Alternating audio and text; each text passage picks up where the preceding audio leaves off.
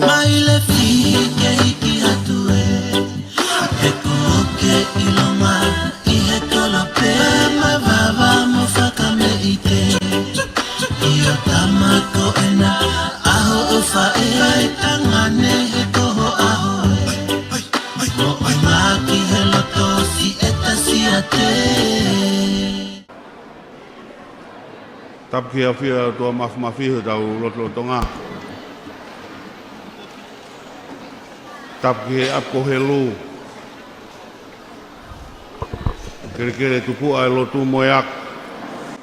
Kore wha more atu ki whataangani. Katak mua ka tau ki whakalongolongo kai kamata e tau polokalama. Tapi whakalang e aho. Tala whatapuku o si ono au whaki. Tau hoko te tau kongo koe hana tolu. Oe polokalama kātoanga koe. Oe whamanatu oe. Tāta malanga e aho. Whitu e kolisi mai le whiu tāpuia i roto no kala. Oe e tau kamata i e taimingi. O kore ke u whangatu mua i oe tiutalahia oe kolisi. Tala whakatapu u oku ne whahoko ai whatoria. I horo mamonia. Ko malu atu he whakatapu. Nei whai i ho tau malanga whakaeki o e ahon. Kai ata ke hao atu he ke tataki atu ki tau tolu i whataanga o e ahon. Ko e tau whotunga e tau katoanga koe ni, hiri pē ni, o kore ki he whaiwhikau o e akonofu mau tangata ke ne whaha lotu. Pea koe ne kamata pē lotu, ko mau mai pia mo e kau ngā ue pia mei tua, ke tuwha atu e tau mea toko ni. Ki mou tolu ko toa koe ni loto whare, iai ki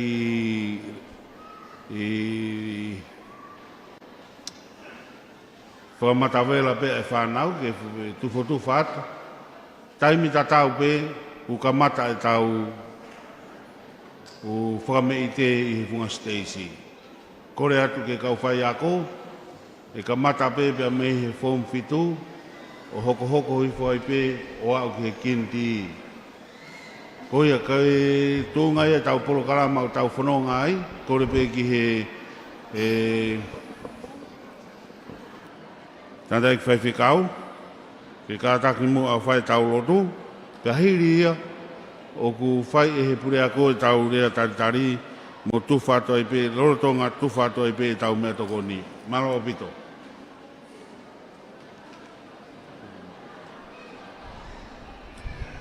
Kore atu pe whainga maari e koni ke whai tau lotu. Tau hiwa pe he whaangeau, pitunga hulma fito himi, vespe taha. Kore at pege puna ke whasi mai. E ko e kutala eni ki a kovi pelerei, o ku ia atonai, o ku ngahi matawai.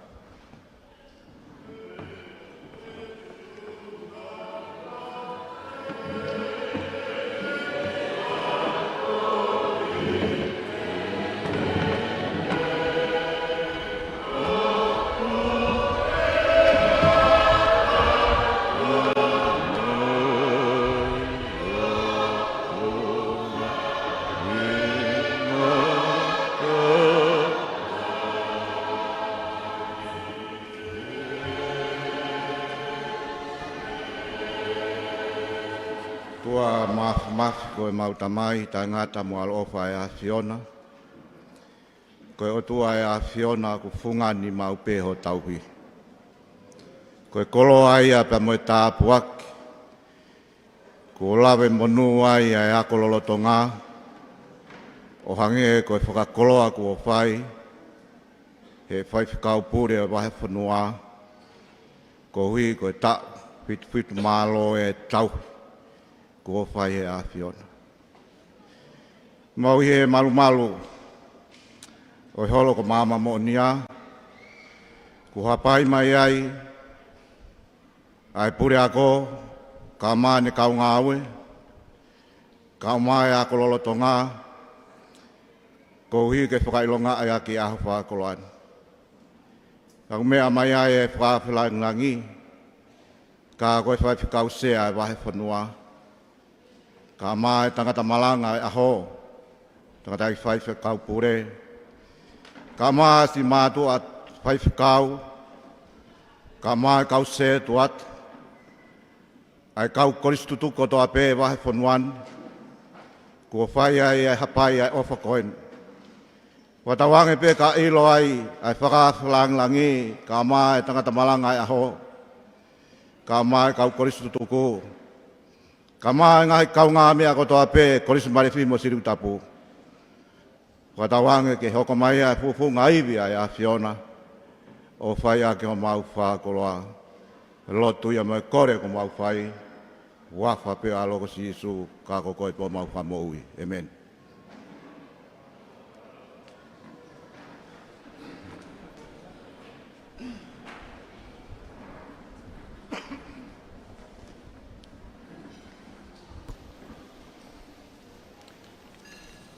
Ia we lawa ia no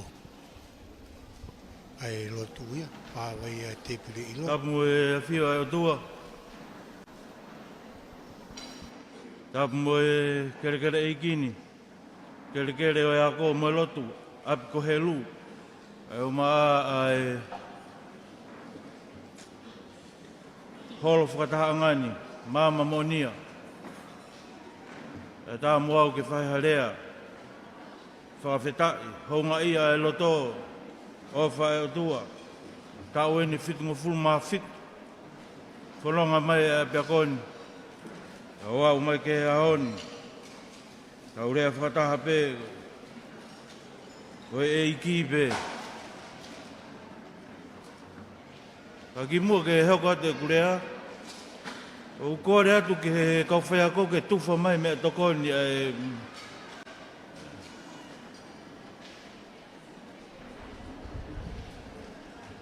Ai si ho e ki koe ni unau tāri, ngau tāri pehe paupeke au mai.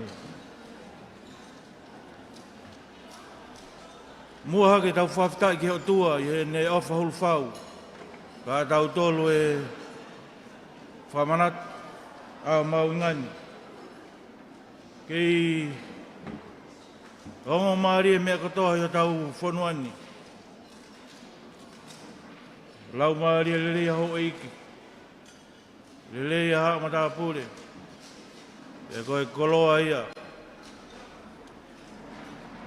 O whanua hea tau loto he fie, wa moe whafta.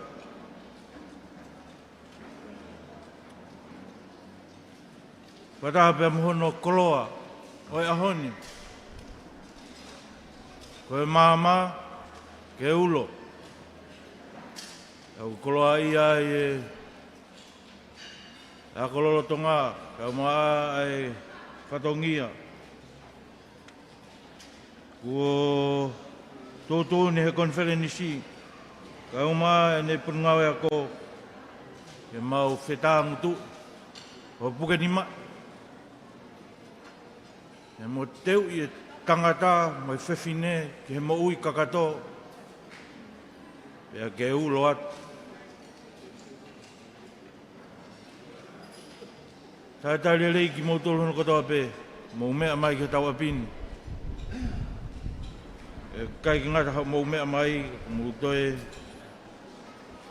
whaafai e tokoni, kai o mai ngai whatongia katoa pē. E au ku mawhanai o maulot, tā lelei ki mō tōru.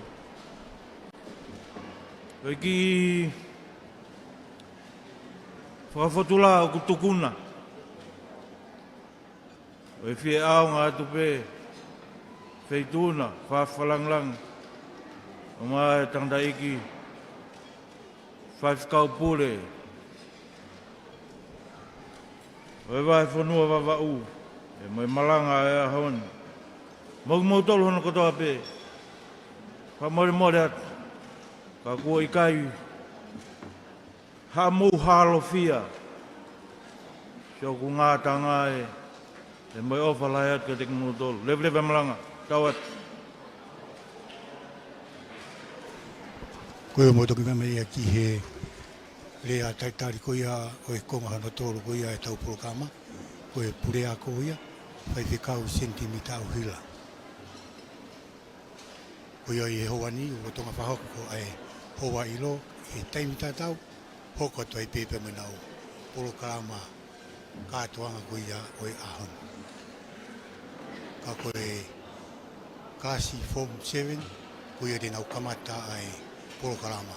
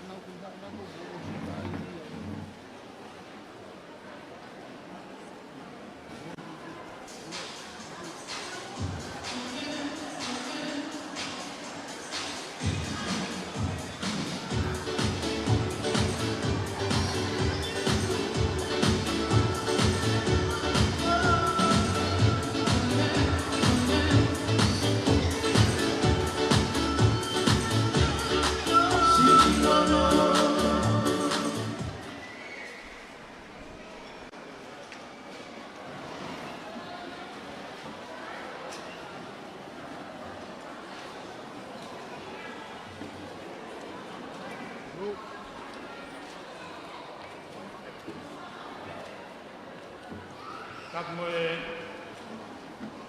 afia o tua tau loto ngā. Tapu ki whalang e aho. Tanta ik whai whakau sea. Pēke tangata malanga o e ahon. Tangata iki whai whakau pure. Tapu ki he pure ako. Moi kau takilotu ko tau pe tau hen e ahon. Tapu atu ke kau tau whanau ko tau pe moi kau koris tutuk. Pehe i whanau ako. Tau whatahataha mai e ahon.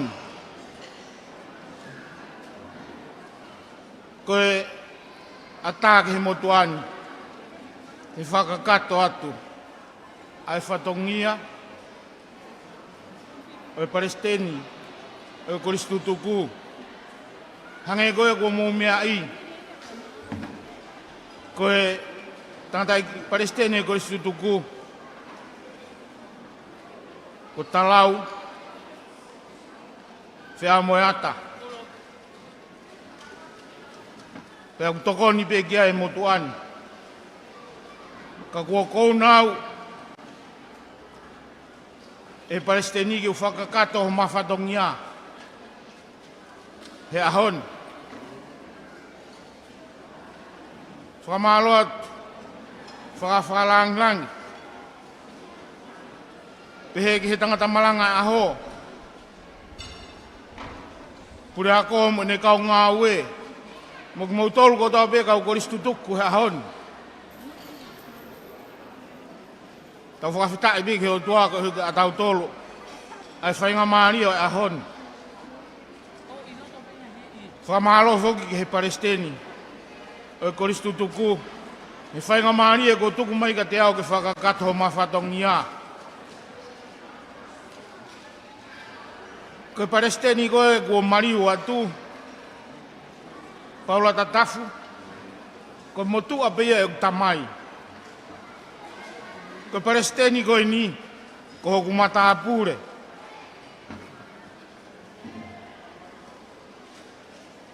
Pea ko whiekau whakataha pe.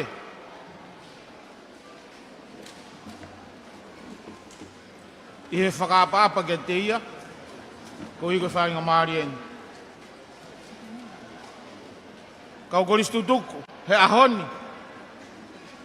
Ko whinga ai sea. Whai kau sea wahe whanua. mo pure pe he Palestini e Kristutuku ke whakamana wa mai Kristutuku. Te kai ke te rea au hawhainga ka veinga, te ure atpea ho tau whatongia, mo e ka veinga go tuku mai. Ko talaki, ka hau uloaki whalaite pe ko no ve ma. Te tau toi heni pe. Ko koe ku ke whanongo mai i hoani, te tau i heni mo koe. O na ke heni pe, he aho ni pe kai te ke heni, he aho whalaite uloaki o no ve ma. Ko tau konseti, tānaki e tau tuku hau, ko hiki e tau tuku hau, i kai uholoki, o ku holoki e tau tuku hau, o takpaanga te au.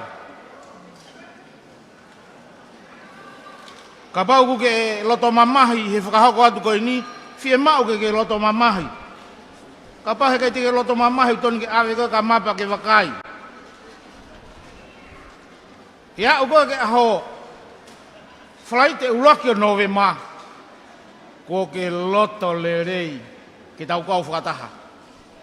Ko ki whatongia ia, ko whakamana wa mai e tau Kristutuku, ko hiko e ngahi whatongia. O kua i mo e whukotu, ke tuku ki he whaiwhikausea, mo ko mit whare i, ke whai mai ha whukotu. Mo ha palani, ki he aha e korisi he tau whoou. Ko palani bea na espasi, ke whakahoko, ka kua pau be ke whakahoko. Ka au kia e ko ke kei mo i lelei, koutui. Ko whakakoloa ea ka ki tau tolu. Ko ki whatongia e taha. O i Kristutuku na e kore mai, ke ato, ai whare pou o no. Whare koe whare ako koe ni ngau ea ki e tau whanau. Kua fuoloa e ne tutulu. Pena e kore mai, tutuuni, mo e kore, ke takitaha la i kapa. He keike atu ke mo takitaha.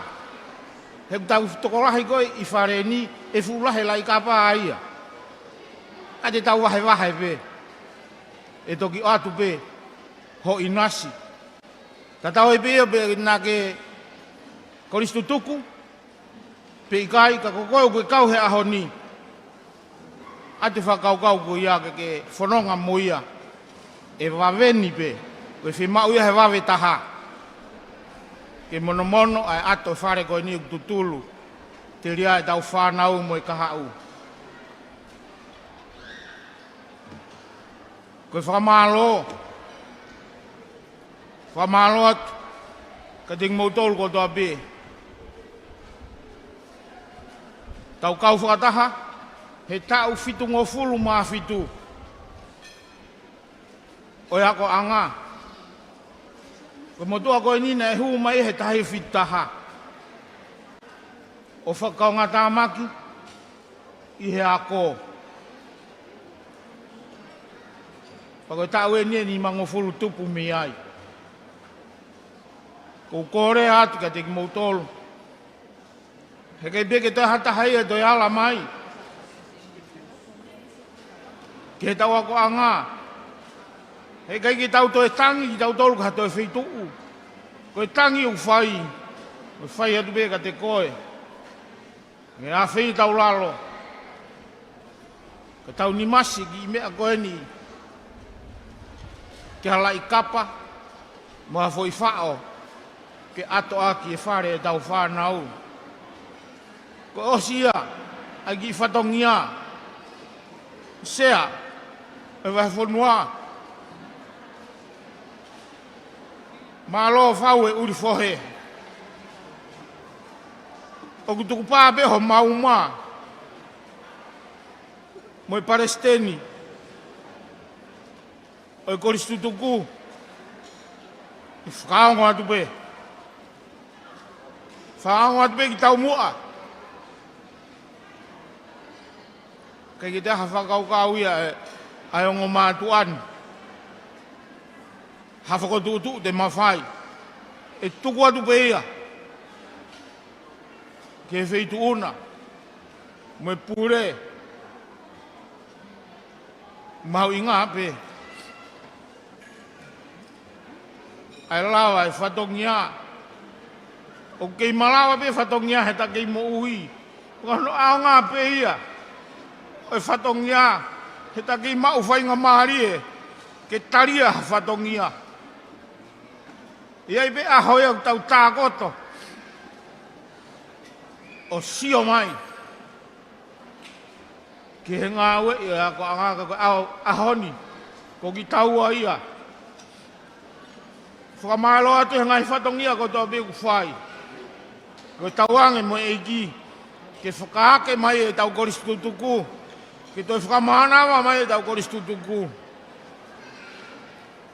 Ke hoko tau ni mga ue. Ho tau uma. Ke whalala mai ke ai e pure ako. Tiu talahi mo ne kau ngā ue. Whamalo atu ke tapa ko tō pe. Nā tau whingawe aki mai. Whamare more ate motuani. Pau nā hawaiwai e fua whatongia. Ko hoku ia. Mo hoku waiwai. Ka koe talaloto pe ia ku whai. I houani. Ko ho nima. Mo hoku nima. E lava e whatongia. Tanoa pe ia punake. Ko ho nima lava noa. Ke tolo maka ke toha toa. Ko e wholohola pe ia. Tau au mau taimi. Take i mau e whainga mahari e. Alamai. Alamai ke takawhataha. Pawaki. Ai whatongia kua tō mo ki tau tolu. O whaatu sea. Peheke ngai tuunga ko tō pe. Tāo ke au atu ke ai. Ai ofa. Me tangata i Palestini. Koris tutuku. Koris mai refihi. I wanoa ua whaa. Tauange pe mo eiki. Ke whaitāpua kina ki tau tolu. O whātu ke kau whaifukau ko tō pe. Ngai ni mga aue ia. Me langa ngā aue whai. Mai ka hau e whonua. Mo i tau tupu e whonua. Koia pe ki rea whakamalo. Mo ki rea nou pe. O whātu pure ako. Mo i ako lolo tonga. Te mau whai peho mau tuku inga tā. Ke whai tokonia ki mau tolu neongo. Ai vai. Mo i ta e malawa ha me a.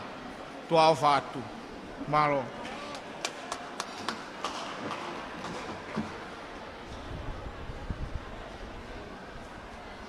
Holo peo mea whaiwhalanglang. Mai whaifukau malanga o e honi. E ka teki mautolon kotoa pe kau koristutuk. Ko aki ata whainga maari e ke taipea ki whakaholo ilo. Ai whanau. E taim tatau ko loto ke whakahoko hen. I mautolo ko mou mea mai mi muri. Ku live stream ia te tau kātonga hea honi pa koe koloa ia, whamalo ki he pure o e liti o e whae mā, walfitu poini nima i e ofala. Ka ia taim tatau, o ku whae atai whakahoa a koin ka ki mautolu. Ka o koristutu ku mou mea mai mi he ope. Koe whika telefonien, koe fitu, ua, nima noa. Ke mou ri mai aha ofa, sponsor o e tau kātonga i e ahoni. Ia, koe hāpeha mou ofa, mou tā mai ke whika koe nā, e whakakoloa ia. Potong, kita makan situ pun.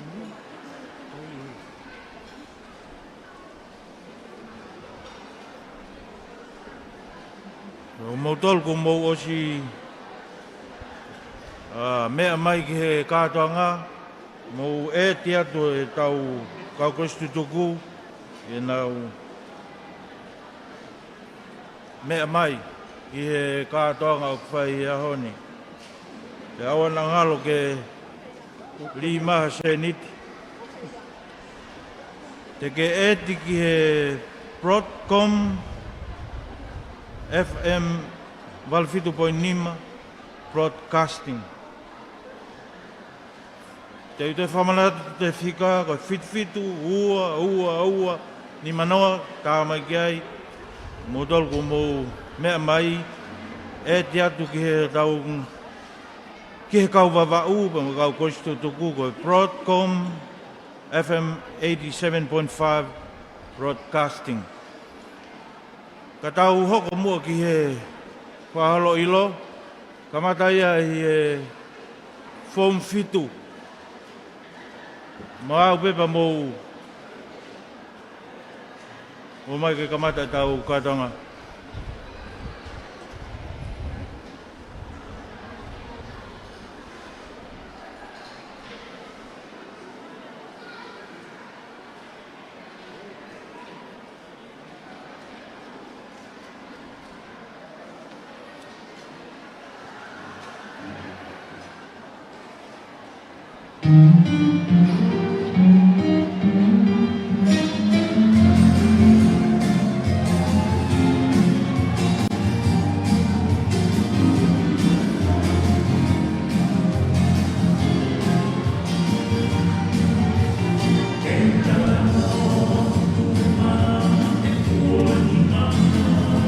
Maria. O ka ke tau fe whakapare o i koisuduk?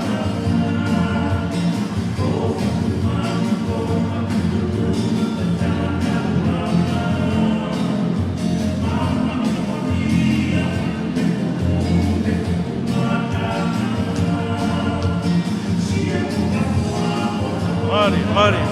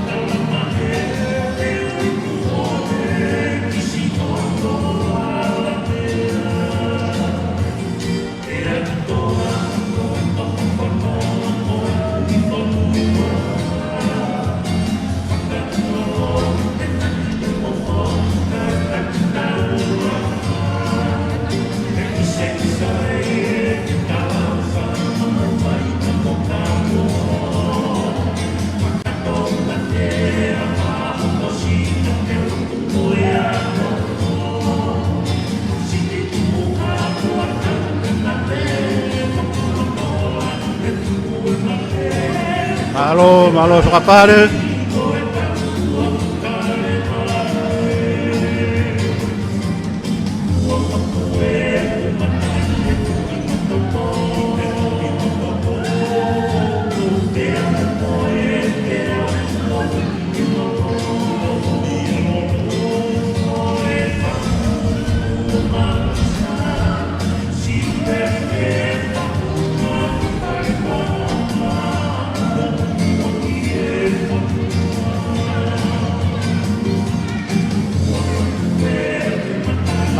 Malo e whakapare, malo e tau olunga.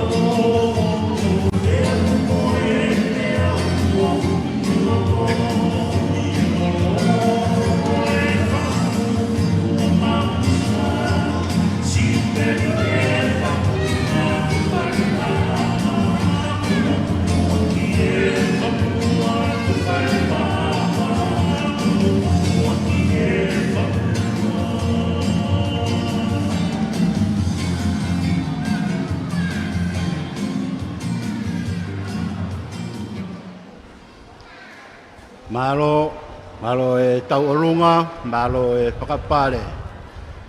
Ko e lawaia ai tau olunga, ai form pitu.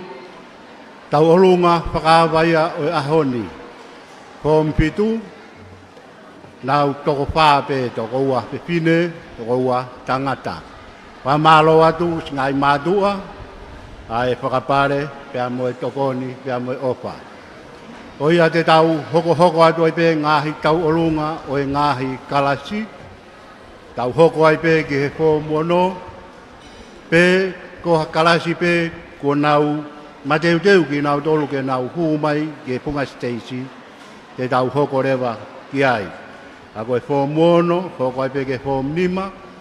Hoko ai pe ke fō mwha, fō mtolu. Fō mua pe amo e fō mtaha. Ia peke tau whanau i e pairingu olo.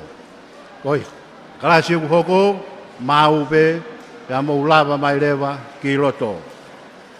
Hange koe anai whakamanatu atu ane nai, ki nau tolu pia mei he ope, o kui ai ai whika ko omi. Ko e fitu, ua ni manoa. Pia kui ai pia mo e whika interneti, Broadcom, ko walfitu poine ni ma broadcasting. Ka iaha mou ofa pe mei he ope, ko nua muri pa mo tua pure anga, ko ena o atu ho mou fika, pe mo e fika neti ke o mai, ke mou ngawe aki, i he aho e ko isi mere fihi, pe mo e siurik tapu.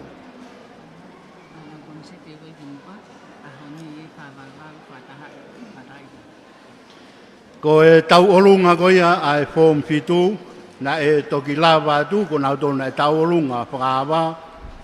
Ko nau konseti na e whai, ai ko na e whakahoha asai ki mautolu.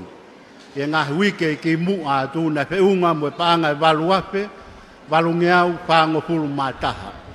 Waluape, walungeau whango fulu mātaha. Tau olunga ko na e whai, ane nai whiunga mo e paanga e whangeau walu. Ta koe kātoa e tau olunga e form fitu, e kai ke tu pehe ia. Hiwa ngeau, hiwa afe tolu ngeau ua pulu mahiwa. Hiwa afe tolu ngeau ua pulu mahiwa. Ko ia ngahi mātua, whakakakato mai, ke au ke whika kātoa e tau olunga e form fitu. Malo au pita ofa, malo ai tokoni. E tau hoko ai pe, ke form mono, ko nau tolo ni olunga, ke whai ai whakamei te aho malo au pito.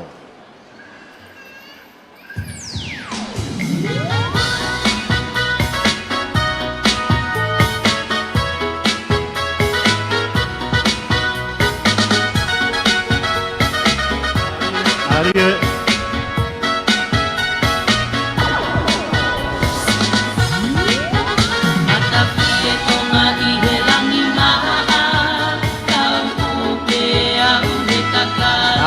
Marie tau olunga.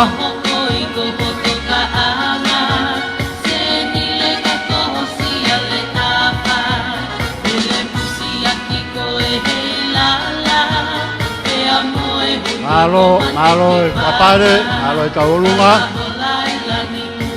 Atape whakapare.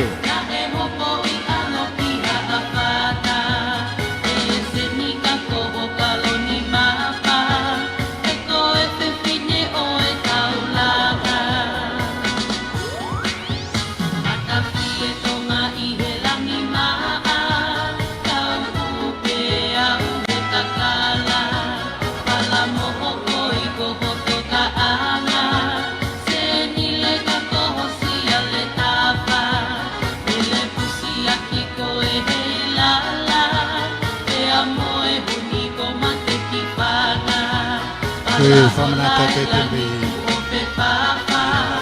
tuku koe he ope tonga eiki o ke motoru pe ha tapa peo mamai o whanonga mai koe ia ki kātoanga o etia e koto e whanonga fitu mai o pasti o koe tuku o tau aho eni koe ngā ke tau ngā hokwa e tau oka he koe tau fitu mo fuma fitu eni ka venga e kai ata hai ta ko ai o ki ai fatani pe mo ui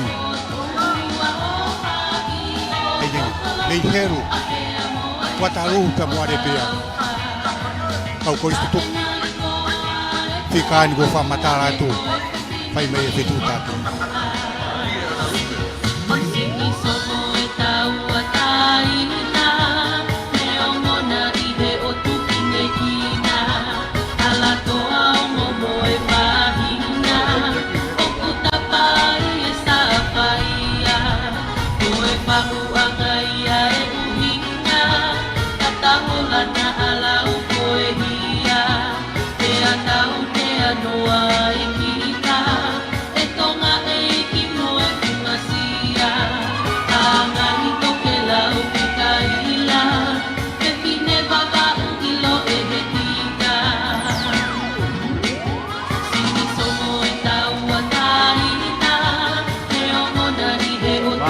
Malo whakapare,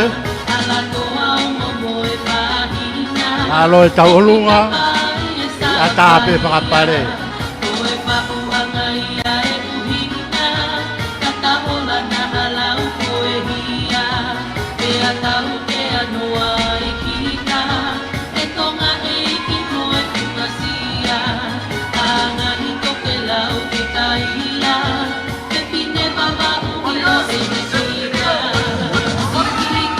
Marie.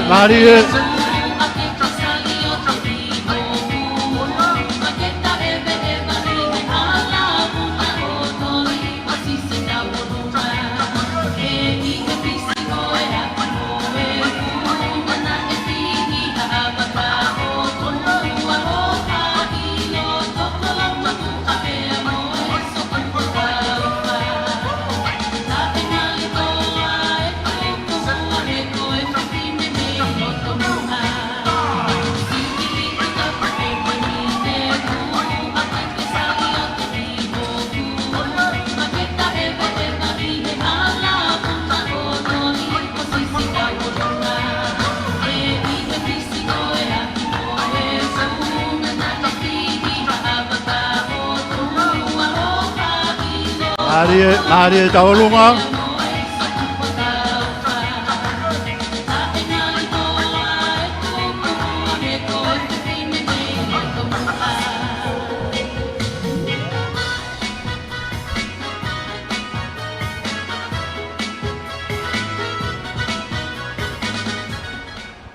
Mahalo opito e taulunga. Unou hoko atu ai pe i he tau olunga koe ni, ai tau olunga ai matapure lahi ko ke saia kare. Hoko atu ai pe i he tau olunga koe. To'o mou pareo tānaki mai ki he puha. To'o mou pareo tānaki mai ki he puha.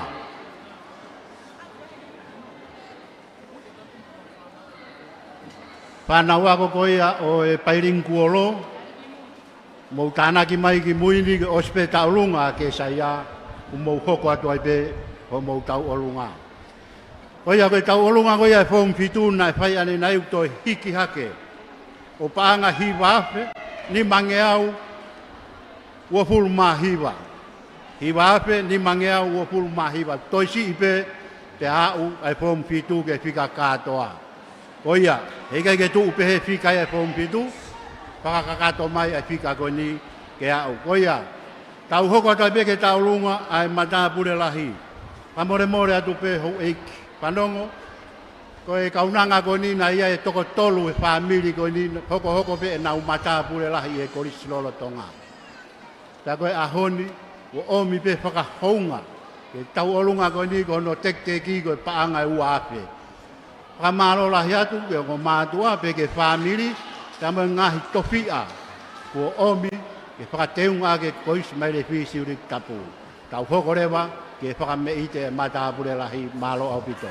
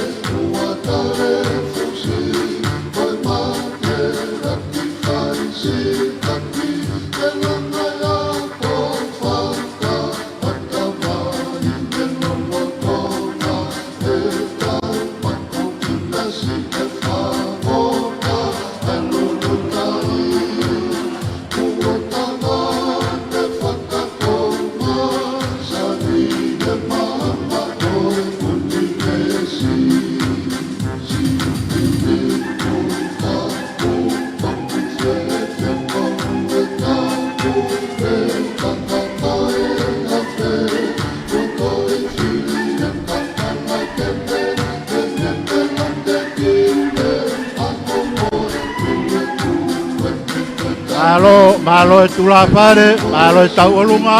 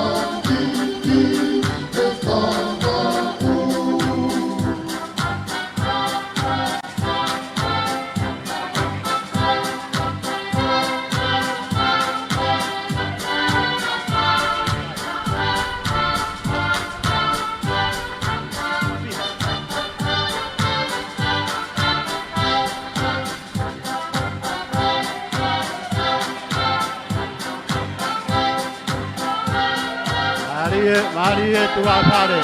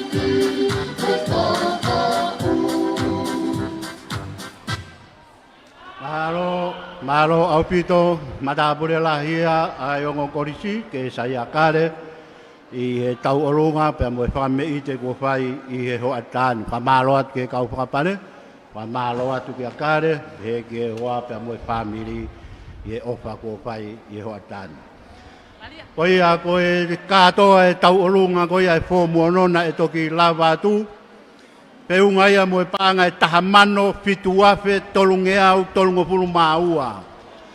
Tahamano fitu afe tolunge au tolungo pulu maua. Katoa ia ai tau olunga ai fō muano na e toki lava tu. Whamaro lahi atu e ofa, whamaro lahi atu e tokoni. Ko ia te tau hoko atu ai pe, e tau olunga e fō mnima, ko ngā tolu ni i olunga, pia mo e whakame i te kua whai maro au vito.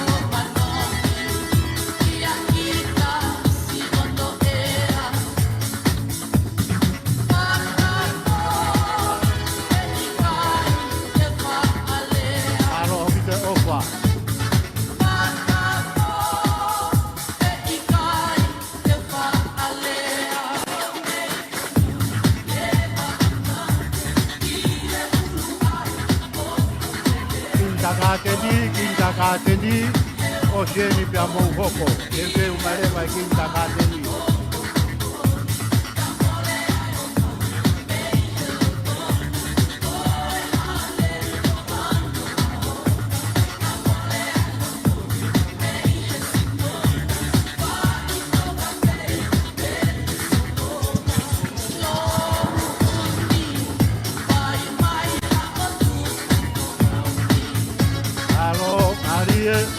Papare, alo etokon.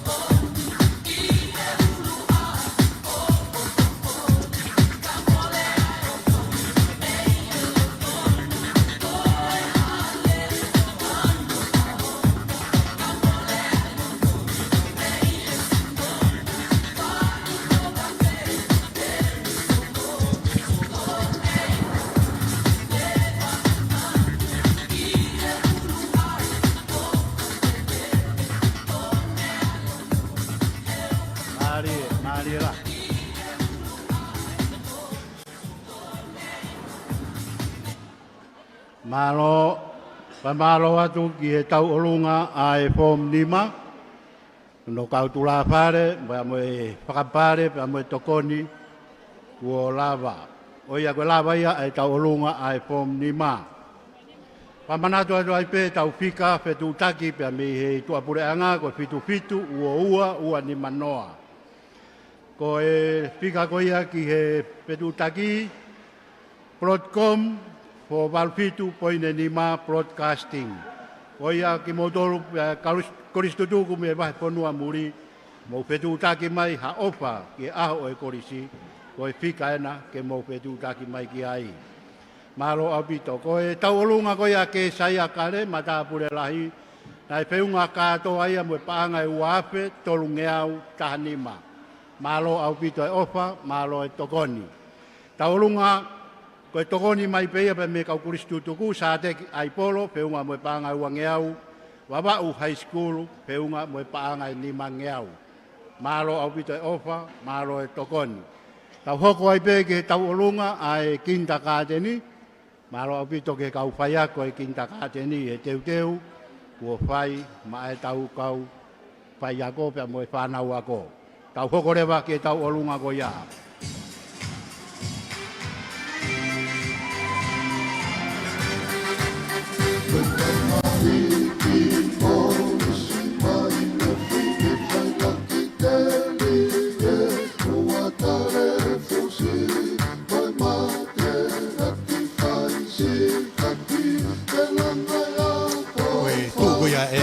Koia i he lola ala e waru, tau lolo uhatu, kako lolo ala e waru, ka tau pe alo maari e ia mo alo tāmani. O ki lau pe lola ala e waru e koe alo maari. Koia, whamana tatoi pe ki kau koristo tuku koia, i tapa kotoa pe o mamai. O pe, ko tonga eiki, a pai veu. Koe otu tonga koto. Koe tau ahoini. Ahoini, oi korisi nau tau, mate he ofai, oi ai. E kai tuku e whatangi mo ui, e ai kau pai se kau o e polisi uri a ko e pehe ki he tokoni pa mo tonga e kau tiuta koe ha ho o wha nau ki tani mai mai ki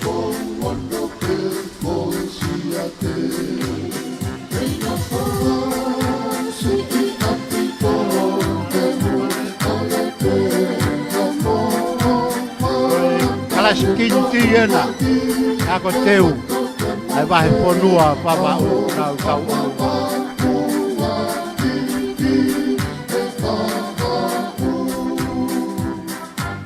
Alo e whakapare, alo e tau o lunga.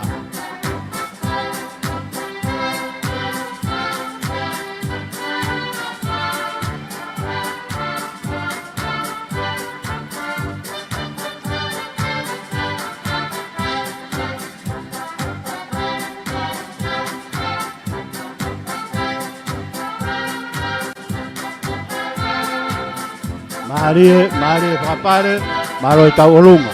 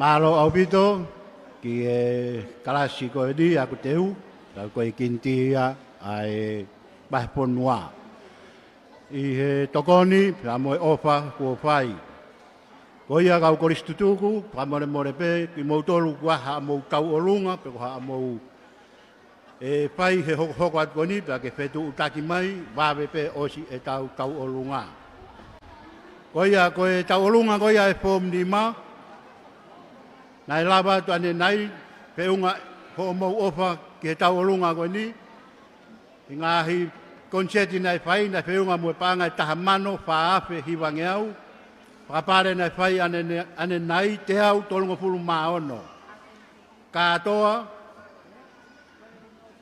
ai tau olunga fom di ma panga tahamano ni maafe ma tolunga fulu maono tahamano ni maafe ma tolunga fulu maono malo au pito e ofa malo e tokoni taimi ni lewa ko tau hoko atu ai pe ki he pairing kuolo kalasia au kuai a skoti pa mene kau fai ako pe amo e whakameite o nau teu mai ke whakahoko i e hoa tani ko ia whamaro lahi atu i e whakapare pe amo e teu ko fai i he tau olunga o e ahoni ka te ai pe ha tau olunga e whakahoko mai me ko sutuku pa ke kātaki pio whakahoko mai, ka e whakau atu ai tau olunga ko ia malo au pito. Ai koe hinga ki he pairing kolo koe kasi tahaia ki he kasion, pe koe au pike nau form 2, o te koe kasion. Pe koe kinti pe ia, nero ki kamatani nei. Ai koe pairing kolo, nau tōria ku nau. Pika fetu utaki, koe fitu, waho koe taimine ai whameiti. Fitu, ua, ni manoa. Plotcom, ko walfitu poine ni ma broadcasting. Nau tolu, pe tu taki mai mehe ope ki a opa, whikaina, ke mo pe tu taki mai ki ai. Ko ia, ko e pairing kuolo eni, tau teu ki ai, ke hoko ate tau olunga ki ai, malo au pito.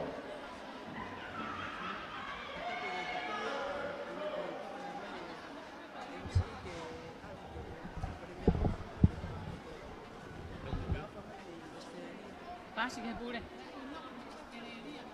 Ay, que pure que ni han lau.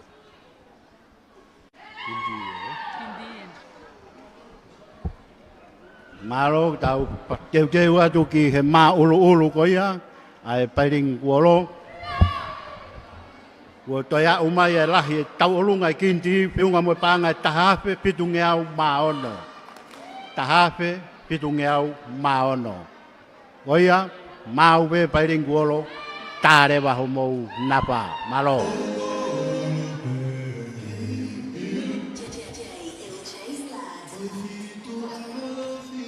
Motenge tange, oi sia ko ulu ka ulu pe, ilo ai pengalo afe, asi ono e akai tau hena aku sina tala atu pe,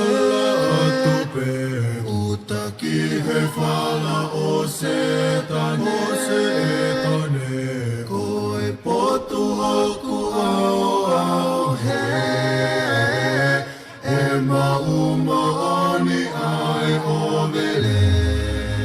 JLJ Langi maapea ikuna, e vahe kele si o famei o luna, se te la kapea ke taki mua, usa kua la mapea JLJ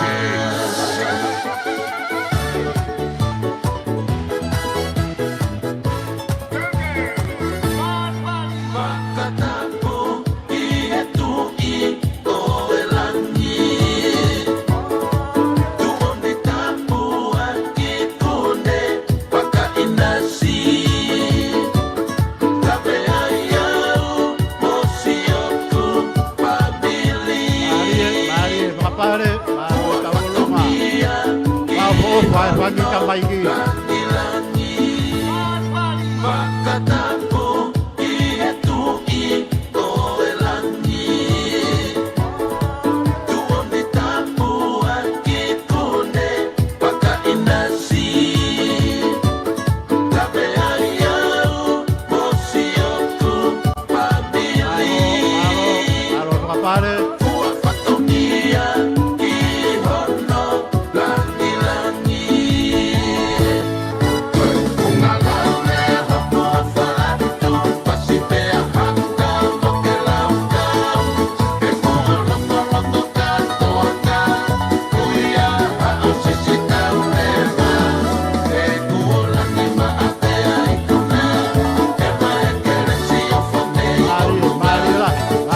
Pare.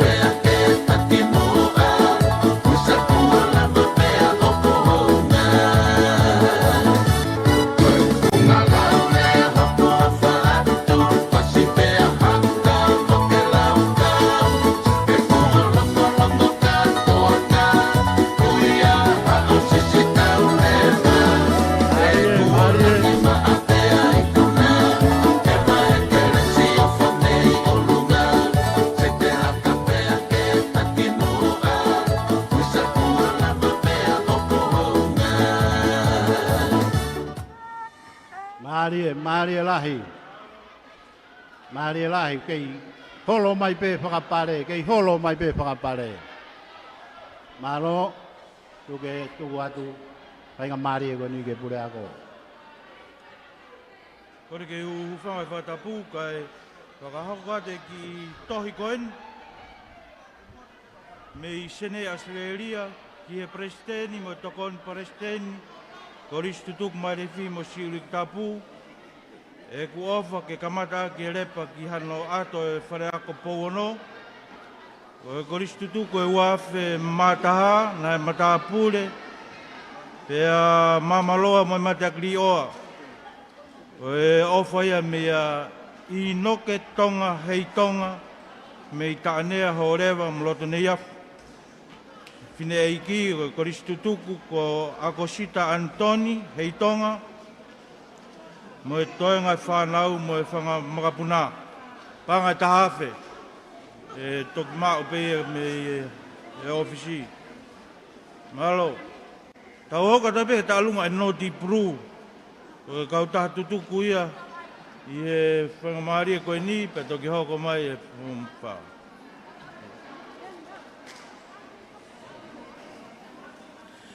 Ko kore pe ke ufa malmalu atu i he ahoni pe mohono mol malu.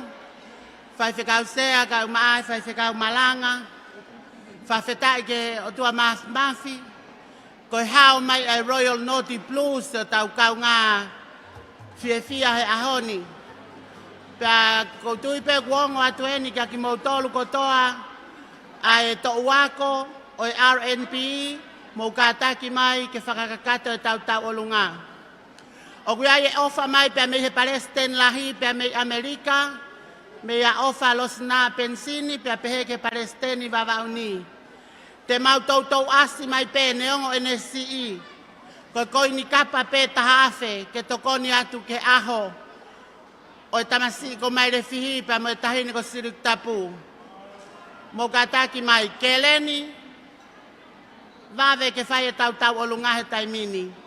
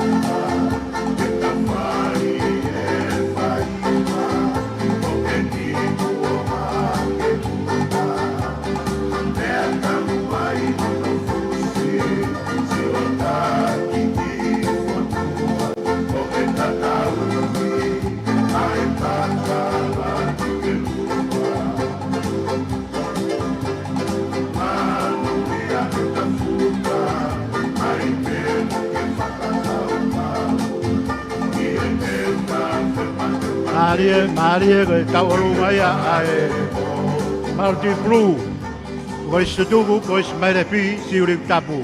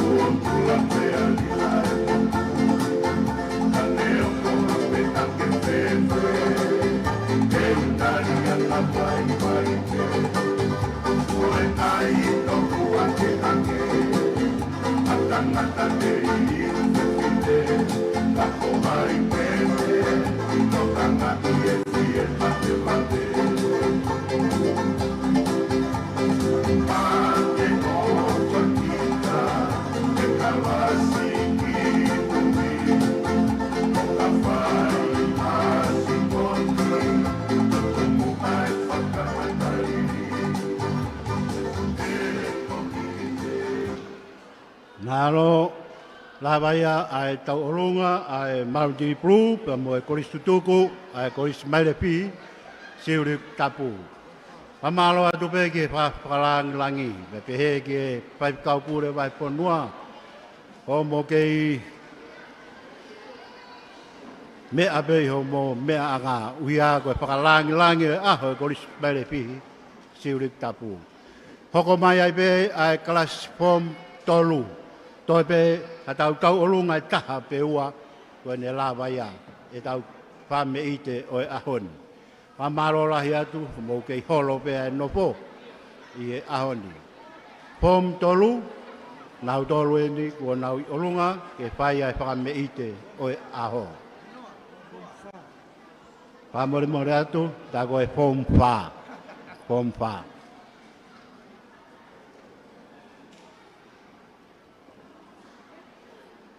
Te pitu no fai o malele ngaku o whano o he talamahe a tane kolosi ai e kue e ta e hautu i whakalebeleva.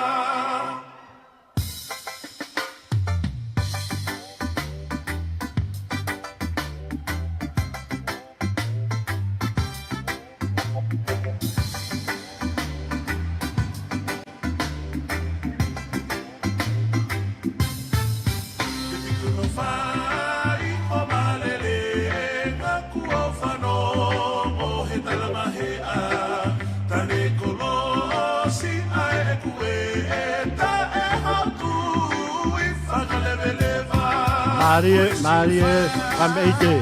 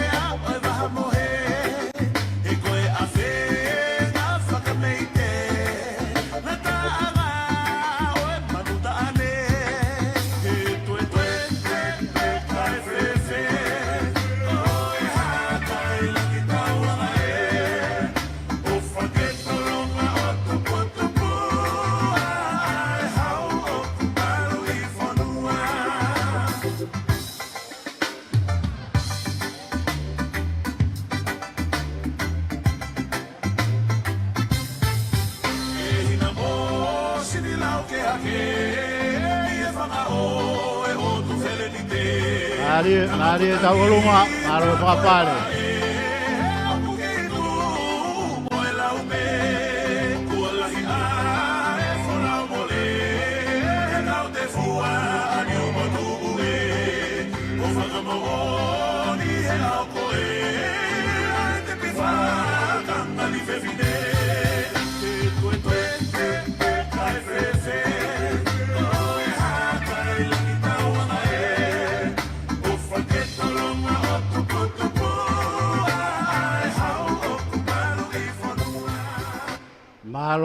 Malo awito ke pompa i he whakameite kua whai i he hoatan. Malo atu ke kau whai ako, malo atu ki he whakapare. Tau olunga koia ai pairing kuolo na e lava ane nai, peungai a me paanga e ua ape, tolu ngeau ua pulu maa walu. Ua tolu, ua walu. Tau olunga koia ai noti plu, peungai a me paanga e taha ape, ua ngeau hongo pulu. Malo ate ofa, malo e tokoni. E tau hoko atu aipe, ki e kalas fom tolu, e whai ai whakameite o e hoa tāni. Lava mai ki loto, lava mai pa mo e whai ako, ne mao pea e DJ, ne tā mai e whasko ia, koia whamalo lahi atu, i he teu kua whai. Ko e tau olunga koia a e fom poa na e toki osi. Ko e ki konseti koia na e whai ki mua na e whiunga mo e panga e tahamano. Whaafe ni mangeau whango fulu mātolu. Tau olunga koe ni na e whai ane nai na e whiunga ia mo e panga e te au whango fulu māwha. Katoa ai tau olunga koia e fom wha. Peunga whakatoa mo panga e tahamano, whaafe ono ngeau walunga pulu maapitu. Tahamano, whaafe ono ngeau walunga pulu maapitu. Malo au pito. Teu atu aipe ki e whakameite e fom tolu. Malo DJ. Tā koe kaurangi tua e na koe tāme e na toki o mai pehe whakapunane nai. Unau i loto.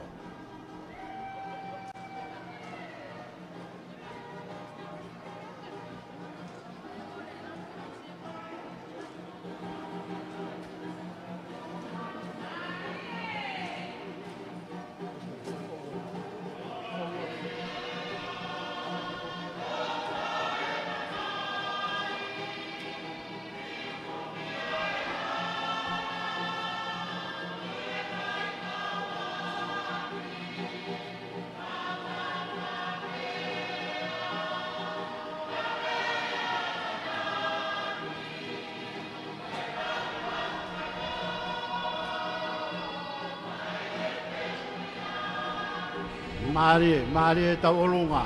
Mahalo ka mo ka ulangi tua.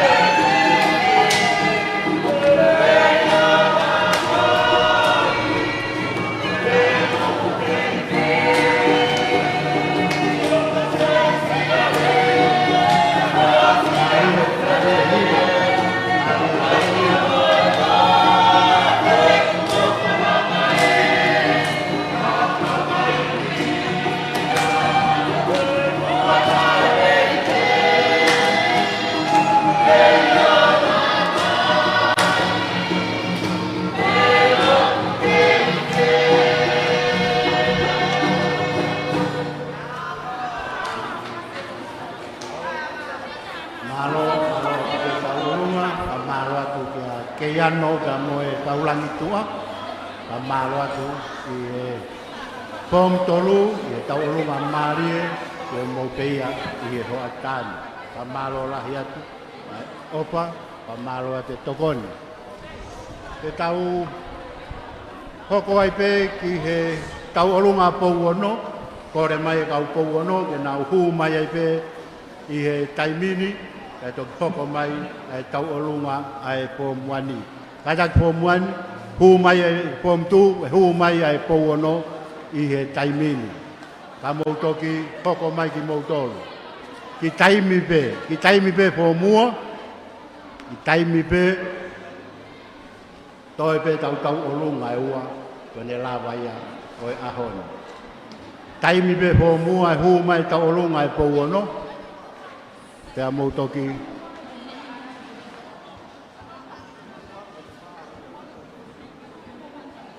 Turina talamai.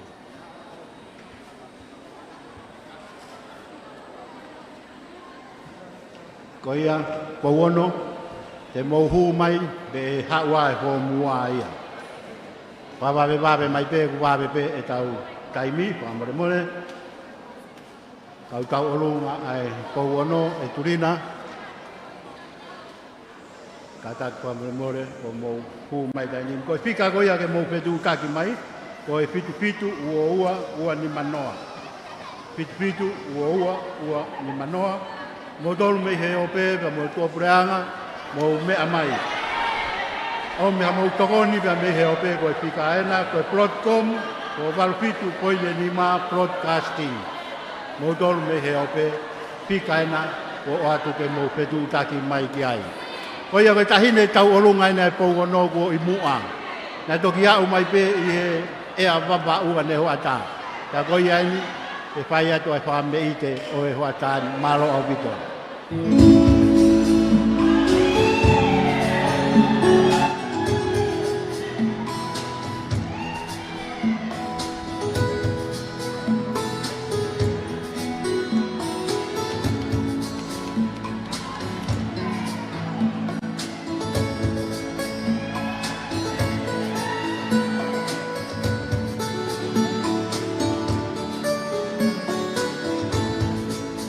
Rasi tekina kare ia Powolo Institute.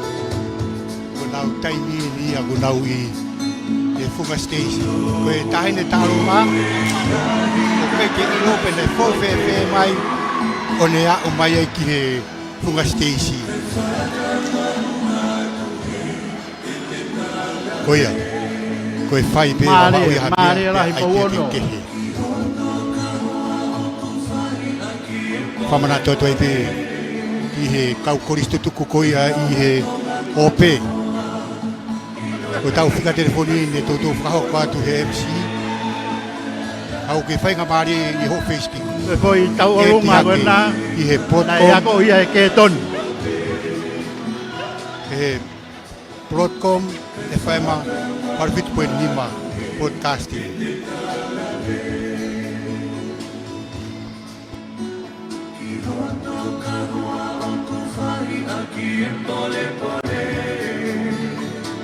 Mari e whakapare, aro e tau olunga. To e pēa tau olunga e ua tu kehe. Ka pau e toi iai a tau olunga e whakahoko mai.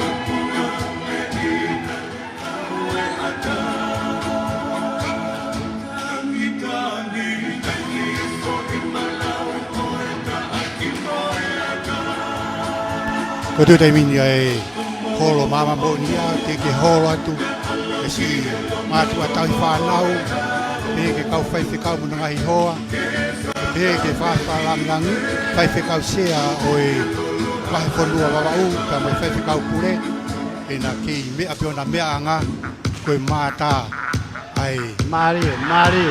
whabe ite ko ia Lava pe tai de tau olunga. ko ia whamanata te pe kau koristo tuku Disco pe ai bua.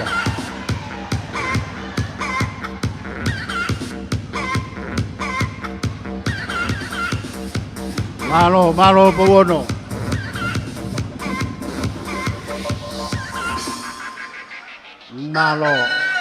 Malo au pito.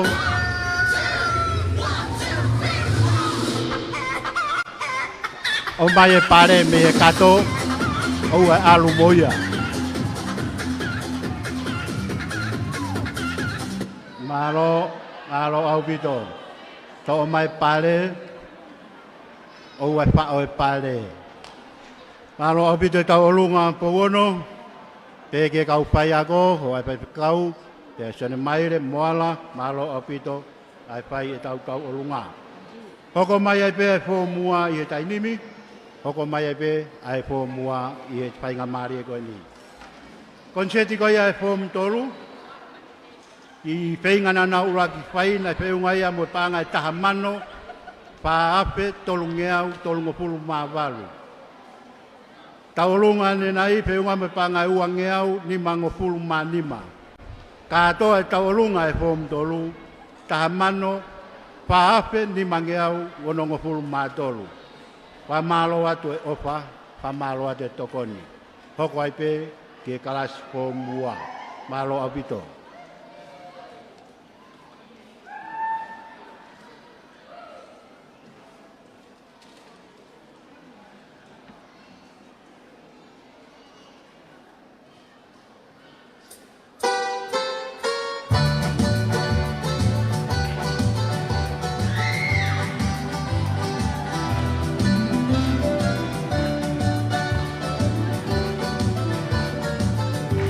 Marie.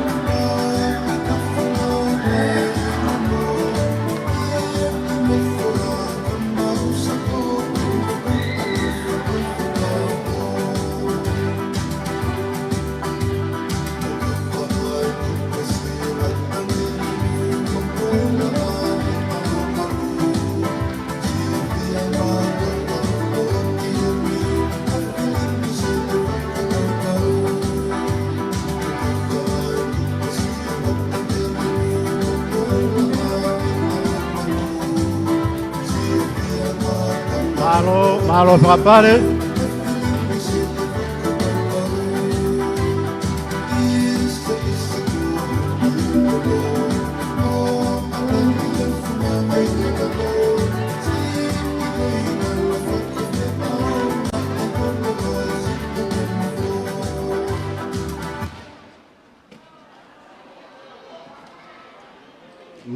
Malo au pito e tau alunga, pom tu, to mai e pare, o mai ki he whaiako, mo e kau tāna ki e pare.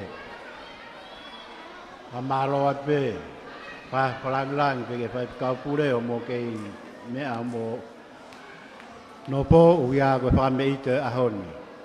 Tau alunga e nia e pō muani, e nā ulawa mai, ke whakakakato e whatongia. O ahon. Ko ia fo muan, o mau pe pe mo lava mai rewa ki muani ko nga stage ke fa kato ai tau olunga ko ia. Ko ia ko tau olunga ko ia e po ono na e toki lava tu. Pe unga e nau peinga na e fai mo paanga ni mafe ma pitu noa. Tau olunga ko ni na e whakakato ane nai pe unga e mo paanga e tolungeau pitu noa. Katoa ai ofa ko mo fai ki e pou ono peunga me panga ni mafe pangeau pango pulu ni mafe pangeau pango pulu malo apite tokoni malo ofa ko ia ko fo muani eni ko naui olunga e fai ai whakameite.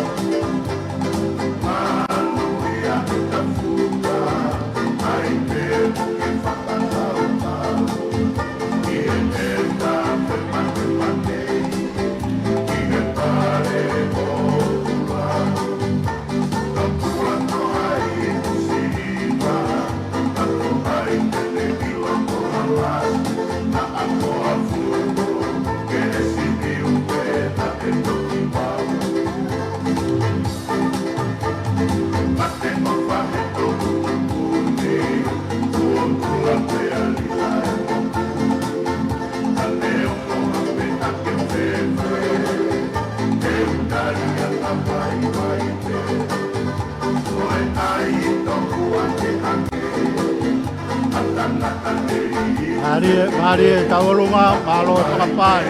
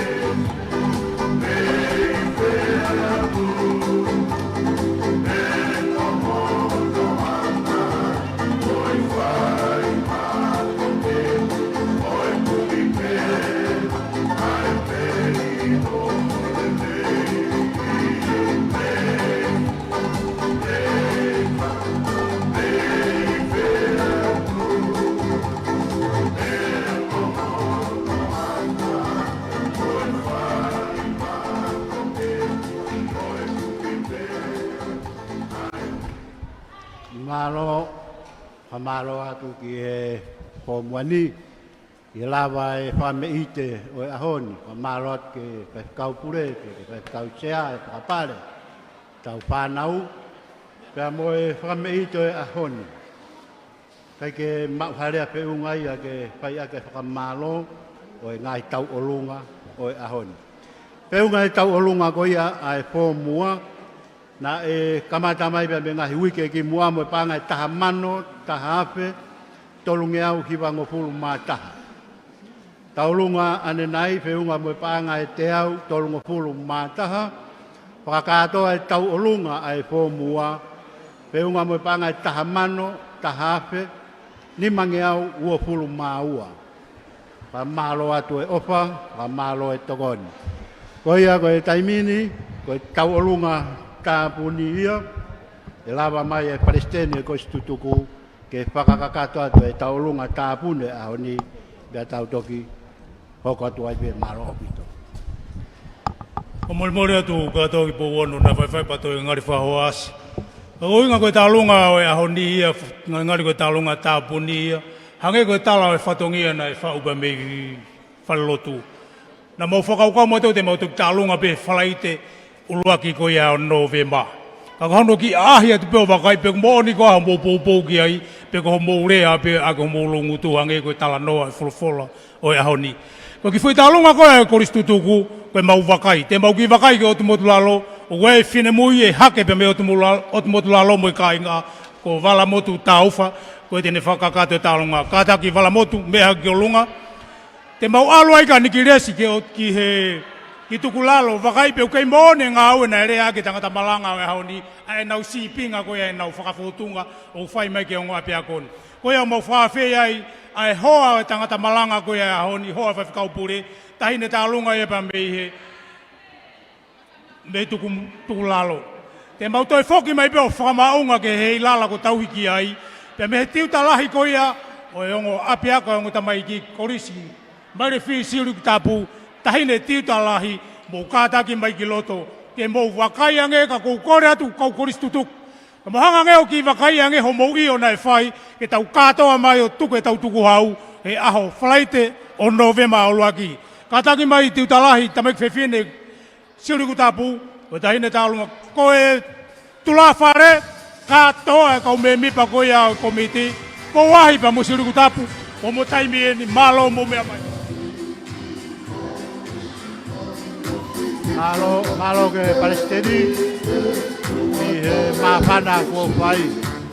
Oia, koristutu koe koris mai re pihi siure tapu. Oa te kei toi tautu, lava mai ki mua, kaha ki tokoni mua ki opa.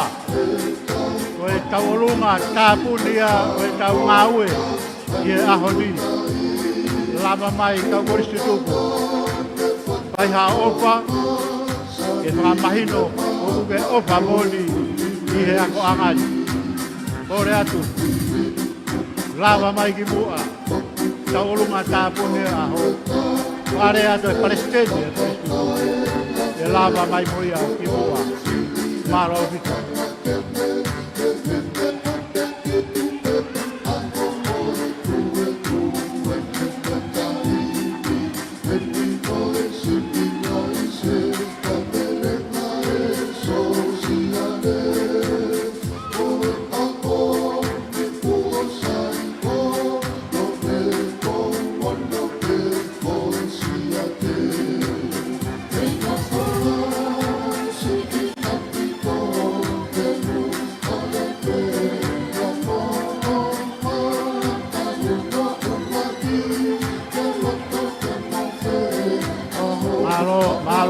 Malo e whakapare, malo e tauolunga, koristutuku, waha ki whakatoto e hena.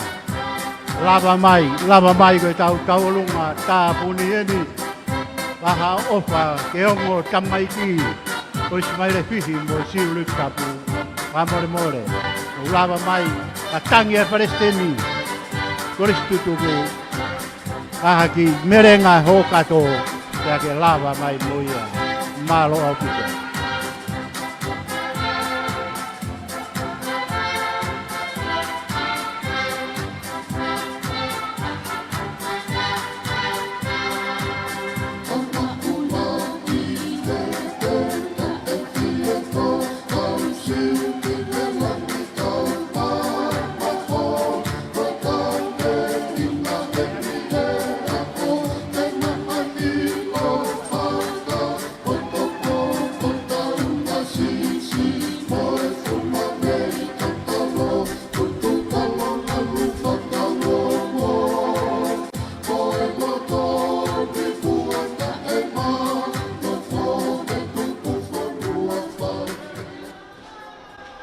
Malo au pito.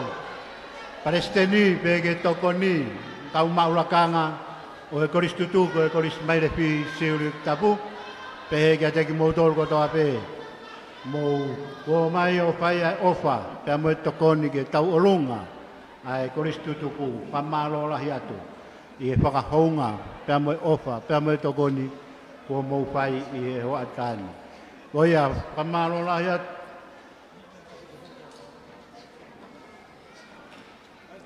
Ki madu a tau i whanau mo ke noho i mai ai aho o e koris mai le fi siuri tapu. Toki whakato atu e pure ako ai ngai whatongia malo o bito. Malo ko tau wa umai ki he whaasinga tau ngawanga e Vivin.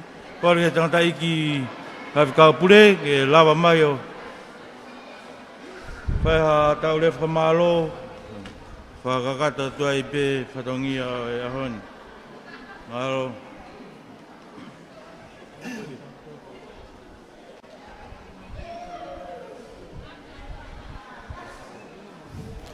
Au mai ki e whakamurituku e kātoanga.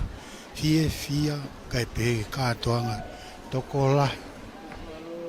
Ai korisi maire fihi siuri tapu. Hoko si agoia honau tau fitu mo furu maa fitu. I he ahoni. Koe ai koe whaiwhikau pure e wahe whanua, tua longo lolohea. Malo o bito. Kore peke u whatapu mo o tua, a fio e tau lotonga. Tau e sea. U peke u whangatu he ngahi whatapu o toa pēna e kamata ake e whiu i angani, pe mo e ahoni. Ko hika e whaetbeha ki i lea whamalo, ko hika e kātoanga ko lava, e ahoni, tau whamanatu e aho e korisi, tau lava no malanga, pe tau lava mai ki hen. Ko e moni pe lea tonga kou takaku o tau ha tau langi. Tau ha tau langi ko kātoanga whaiva, hiwa e kau hiwa, pe haka mo e kau haka, e whakamalo mai, whakamari e mai kau matapure. A tau behe rewa, o tau ha tau langi. Tau behe e kātoanga fia o e ahoni. Mahino pe tau loto aki. Ai ako e tau whanau pe mahu inga. I whotunga e ahoni. Lava e ngahi ofa koe ni bagu tau whawhetai. Tau whawhiawhia pe. Whawhiawhia pe tau ausia e ahoni. Lava e leo tau whatongia. Whamalo atu ke ngahi mātua, malo bito mo ke nofo mai. I whakakato ai katongia koeni. Whanau pe ke tala whatongia ai presidenti o e koisu tuku. Ko tala whatongia ai o ko pau pe ke tau whenga ke whai. Whai ke pe loto mawhana. Ko sia ke wei mai he presidenti e ki i talunga whakaosi. Na ku whakaukau pe e ai fu i taolunga whakaosi. Ka e whaia he hoa koe kau whai whekau. Ko ne loto lelei pe hoa koe kau whai whekau panau mari he tuuni kou o atu. Ko ne la vaia e tau kātoanga. Ka ku ai he presidenti o tau tu kātoa taolunga. Ka ku osi. Tunga koe ko mahino ai pe ia. Ai tunga kou tau whaamu ki ai. Ko tau whou tau whamanatu ai aho o e korisi. Pa koe ngā au e ke whai. Whanongo ki he whakamatala paanga koe. Kai whakau te whuloko ilo ha mei wawauni. Whualoa ku alu aku. Wak ose ne tau e whia, kou toi whoki mai koe ni. Whanongo au ke whakamatala paanga koe, siritari paanga. Ma koe tau e nia nima pe ono. Te kei ke whakahu ha se ni tia e taha mate. Ke akaun koe ai. Kristu tuku. Ai ako na mo oni. Na mate au bito pe hau mo Kristu tuku a mo tolo. Hapa ia na mo i au bito. A Kristu tuku ia. Koe ke ngata pe ia he tokoni ko a muri. Kana e lere pe. Ka kou tui pe te tau wei mai. Ai. Whatongi alahi taha ku hoko koe. Ki ai koe e tau ngā ue. Koe langa e whareako koe. Estimeti koe whareako koe au he miriona pe ia whiha. Hago tui wa ke si hakawe ngai ki hen. Ha me ko Hawaii ko whanonga mai me niua. Nei konseti hen ya. E ko se tuku ko a tere. Pana wo mo miliona hen. Mi wawa uni. Ta ngā ria mo whanonga ke akau ni ko ni hala ata ko ya sirini a huke. O e fitu kilu ai ka ko ngā ue e to uia ki mua. Ako bebe e tau. Nei whai e ako hiwa ka kai whewhine. Pea vilo takai he wāhenga. Pea au mai ki he ki i kolo ia, ki kolo toko si. Ka e whai mai ako hiwa whakatahataha ki ai. Au mo i whi ki ai. Pako he tala he se tuata ki siasi ko nike nau whenau ki whakataha whekau aki. Pea mo e taritari ko e ni. E tu e whai whekau o tangi. Tangi whai whekau. Hange be kai lava. E taritari ko e ni. Pea tuha ke tangata eki. Tuha ke tangata eki. Pe mai e tangata eki. Whekau hameu ke tangi ai. Pe mai e tangata eki. Ako ho tangi fo ngari kai lava. Koe ha. Kue iai ha laione ai. Waha laione ai. Koe mea ke rifia ka koe laione, he ha e laione o kai koe. Pake mate. Koe ki taritari koe nā kutoa halo i mata. E ku pehe e ki uki ngāue koe ni. E ta uki ngāue koe. Whai talatu utu uni. Koe, walua ngāue koe niwa. Koe ki kolonia ai a tawhahi.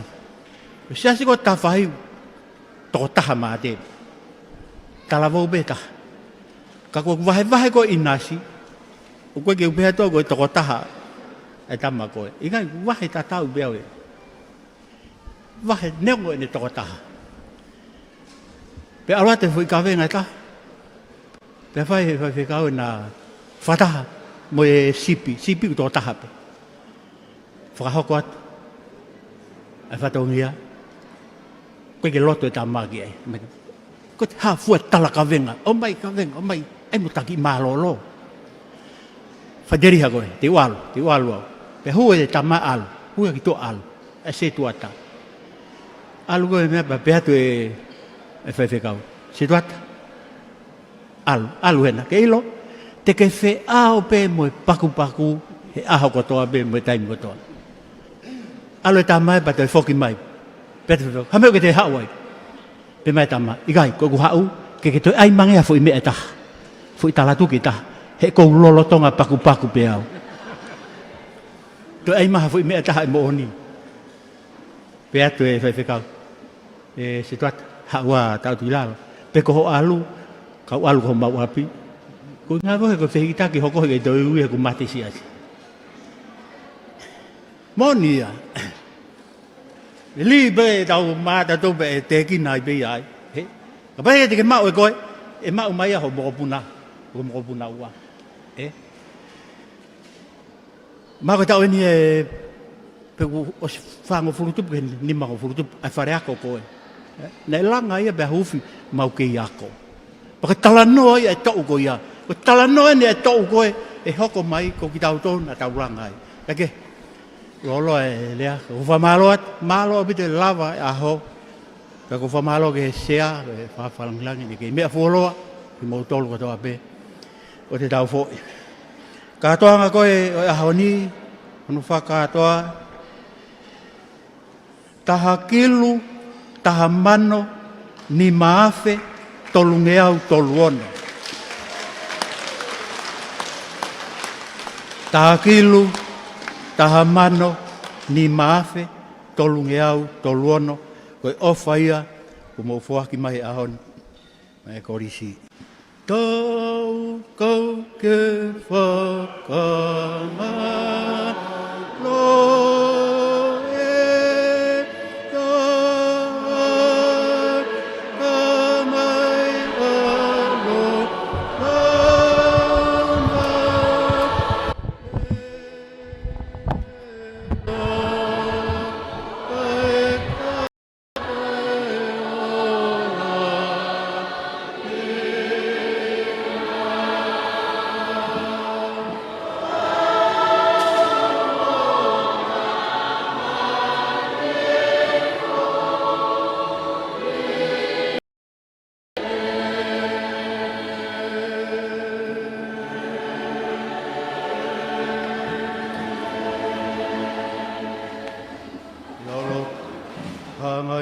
mai o tua, o whakua whai, e o kakai, i a koen.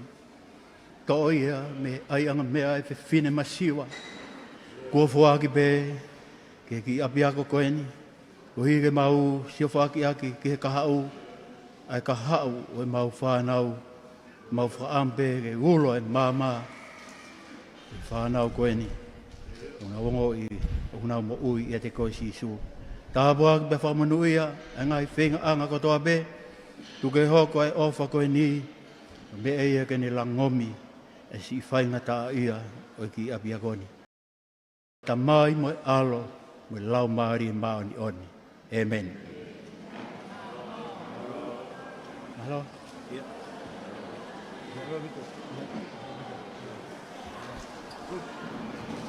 Tau au mai ni ki he uri tuku e katoa ngā ia. Whaiwhikau pure o e wāhenga, ni whahoko e tau rotu tuku, tua longo lolohea. Taku ia ko aware re tau whatongia. Whamalo ni ki a Aripate Kisina, pia mai tau live stream, e pe foki ki a Mamaloa, e toko nuk whai. Pau te ta Filipe pia mi awa whamalo laware re tau polkarama o e aoni.